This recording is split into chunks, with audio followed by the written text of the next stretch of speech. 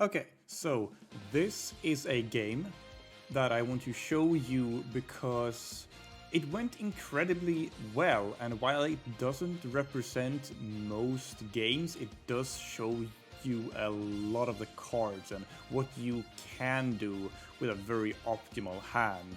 Like, you don't need a hand as good as this. You absolutely don't.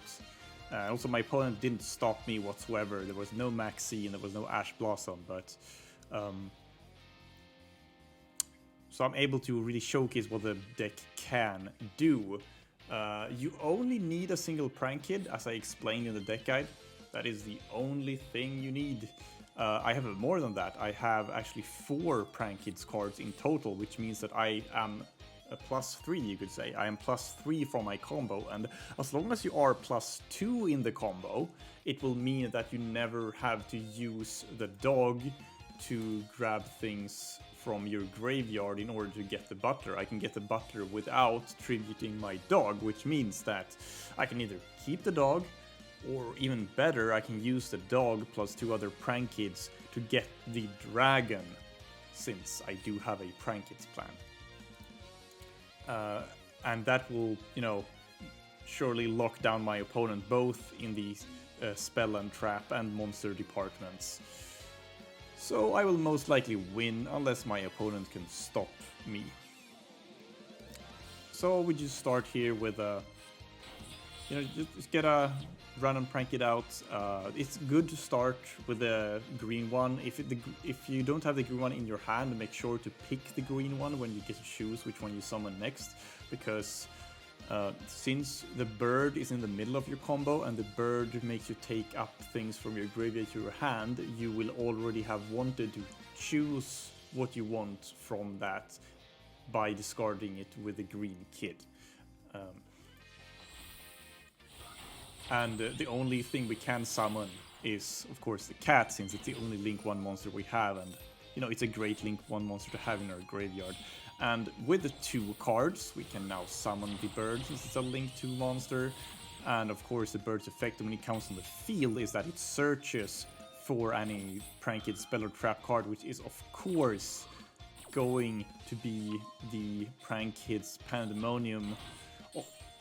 Also, it is no coincidence that I chose the yellow Prank Kid there. Your number 2 priority after getting the green kid, you want the yellow kid, since the yellow kid draws you a new card, and that card could affect what you can or can't do during your turn. So you want to know that as soon as possible so that you can adjust accordingly.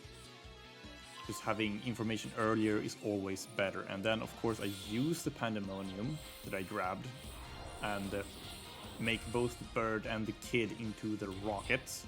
Immediately just tribute the rockets so that I get the bird, and the other card doesn't matter. It's just going to be used as a material for the dog. So I use the bird's ability to get the Pandemonium and Prank Kid's place. It's a very good card. It's a luxury card, but I can't afford it because I have so many other cards in hand. And there's the dog.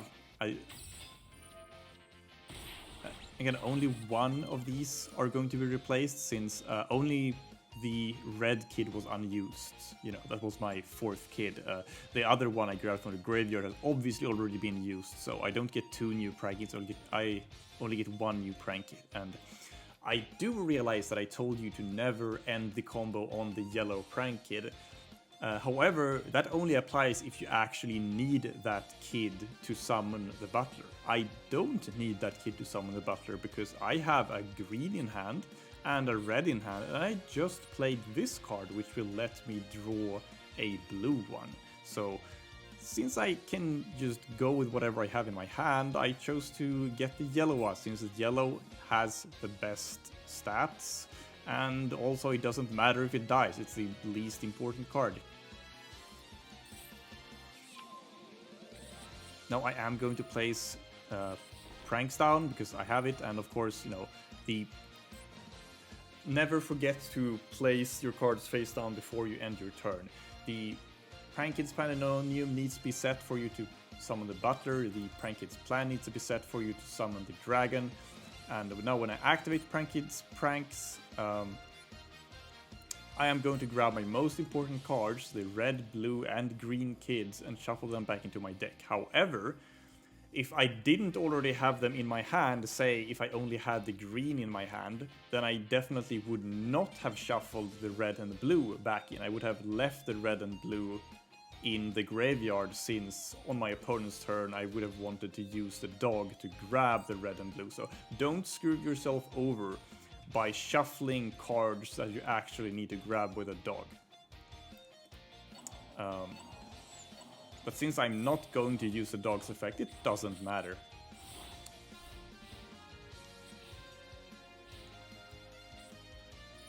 Now I am going to just activate the Pandemonium and choose, the cards in my hand in order to summon the Butler.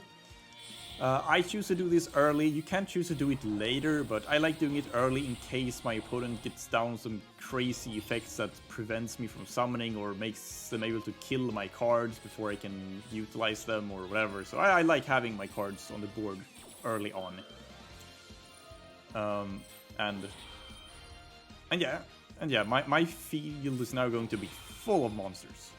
It's going to be absolutely full of Prank Kids, since I used 3 cards in my hand, but when I quote-unquote replace them, they are still going to get on the field. And it is absolutely no coincidence that I chose to get 1 yellow and 2 blue out.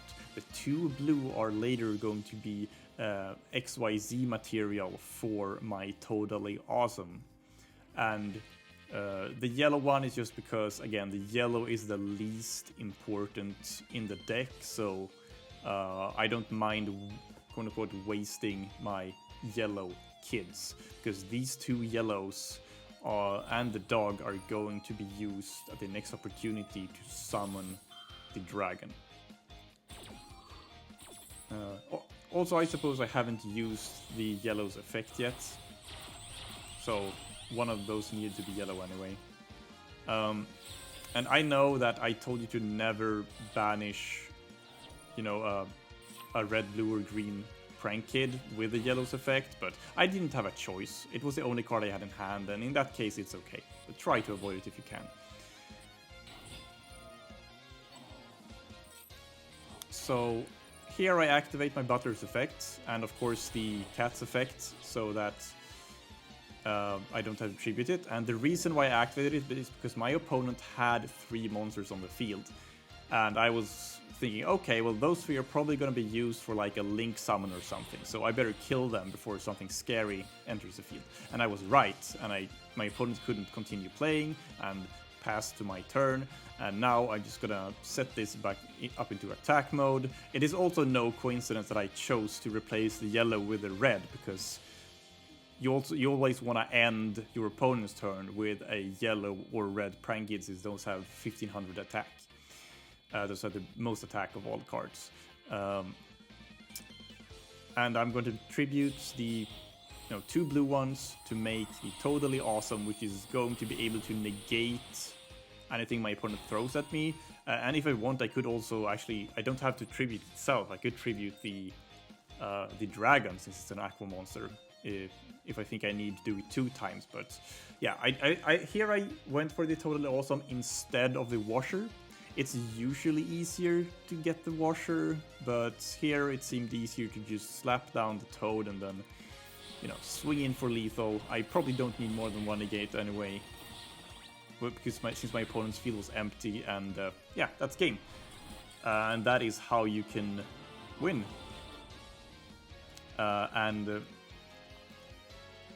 If you want to see more Prank Kids gameplay, you can check out my channel. There is a link in the description and probably a card on the screen that leads to there. I have a couple videos on more Prank Kids gameplay. I don't talk much on my channel, I don't edit much, I pretty much just upload raw gameplay, so if you want to check that out, have it running in the background or something, you are very welcome to. And of course, thank you to Erico for having me. Don't forget to like and subscribe to my boy Erico. He is amazing. Like this channel is going to have so much Yu-Gi-Oh content, you don't want to miss it.